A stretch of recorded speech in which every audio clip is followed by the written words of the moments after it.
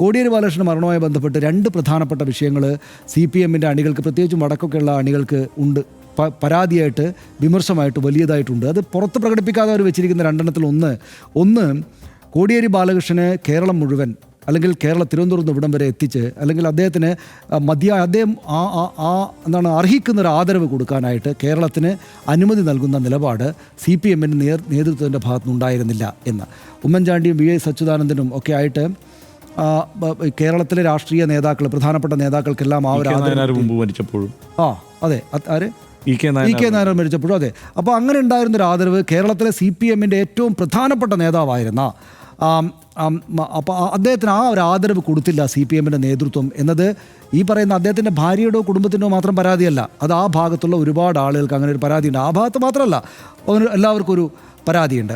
രണ്ടാമത്തേത്, അദ്ദേഹത്തിൻ്റെ സംസ്കാരം കഴിഞ്ഞ ഉടനെ അദ്ദേഹത്തിൻ്റെ, നേരത്തെ AK ബാലൻ പറഞ്ഞല്ലോ, കോടിയേരി ബാലകൃഷ്ണൻ്റെ മരണത്തിൽ മാത്രമേ കരഞ്ഞിട്ടുള്ളൂ പിണറായി വിജയൻ എന്ന് പറഞ്ഞാൽ അത്രയ്ക്ക് വലിയ ഇമോഷണൽ ബന്ധമുണ്ടായിരുന്ന പിണറായി വിജയൻ കോടിയേരി ബാലകൃഷ്ണൻ്റെ സംസ്കാര ചടങ്ങുകൾക്ക് പിന്നാലെ വിദേശയാത്ര പോയി എന്നതിലും ഇതിനൊക്കെ അതിൻ്റെതായ കാരണങ്ങളുണ്ടാകും കേട്ടോ. മനുഷ്യർക്ക് എന്ന് വെച്ചാൽ നമുക്ക് പിന്നെ എന്തെങ്കിലും ദുഷ്ടബുദ്ധിയോടെ ചെയ്യുന്ന കാര്യങ്ങളൊന്നും ആയിരിക്കില്ല ഇതൊക്കെ അതിന് അദ്ദേഹത്തിൻ്റെതായുള്ള കാരണങ്ങളുണ്ടാകും.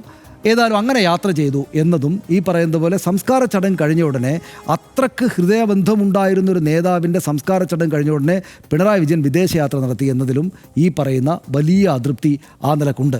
ഇപ്പോൾ ഈ അതൃപ്തി തീർക്കാൻ ഈ രണ്ട് കാര്യങ്ങളിൽ അതൃപ്തി ഉണ്ട് എന്ന് മനസ്സിലാക്കാത്ത ആളുകളല്ല ഈ പാർട്ടിയുടെ ലീഡർഷിപ്പിലിരിക്കുന്ന ആളുകൾ.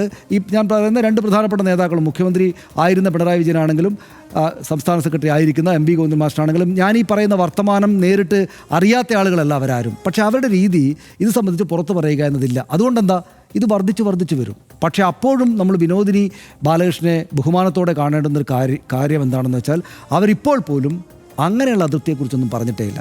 പാർട്ടിയെ ആകെപ്പാടെ കുഴപ്പത്തിലാക്കുന്ന ഒരു കാര്യവും അവർ പറഞ്ഞിട്ടില്ല. പിണറായി വിജയനെക്കുറിച്ചും അവർ നല്ല അഭിപ്രായമേ പറഞ്ഞിട്ടുള്ളൂ. MP ഗോവിന്ദൻ മാസ്റ്ററുടെ പേരൊന്നും പറഞ്ഞിട്ടില്ല. പക്ഷേ എനിക്കിതിൽ വിഷമമുണ്ട് എന്ന് പറഞ്ഞു. അങ്ങേയറ്റം മനുഷ്യത്വമുള്ള ഈ ഘട്ടത്തിൽ അവർ പറയേണ്ടുന്ന കാര്യം തന്നെയാണല്ലോ എന്ന തോന്നലുണ്ടാക്കിയ ഒരു വർത്തമാനമാണ് അവർ പറഞ്ഞതായിട്ട് കാണുന്നത്.